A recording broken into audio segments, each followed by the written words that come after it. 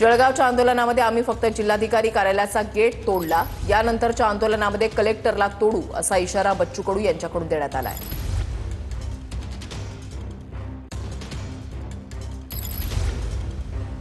उद्या 5 वर्षात करून छत्रपती शिवाजी महाराज नाव घ्यायचं 4 लाख नाही झाले का? घराने बाबासाहेब आंबेडकरला खूप लावला लायकी आहे का आपले 8 साल मी तर सांगतोय शेवळे गुन्हे दाखल तेवढे कोण घ्या का म्हणजे जळगाववर 6 गुन्हे दाखल झाले फक्त फाटक तोडलं तर आम्ही साध्या एकानंतर कलेक्टर तोडून आम्ही त्याची परवा करणार नाही।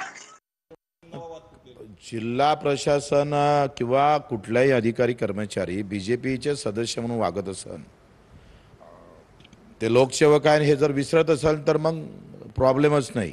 आम्ही सुद्धा कायदा हाती घेऊ शकतो। प्रशासनानं लोकसेवक म्हणून वागलं पाहिजे।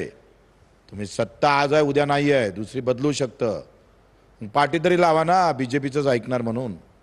एवढी मस्ती जर प्रशासन करत असेल तर आम्ही आळवं घेतल्याशिवाय राहणार नाही। तोडू असा थेट तोडू म्हणजे त्याचे गेट तोडू, त्याला काय तोडायचं का कलेक्टरला?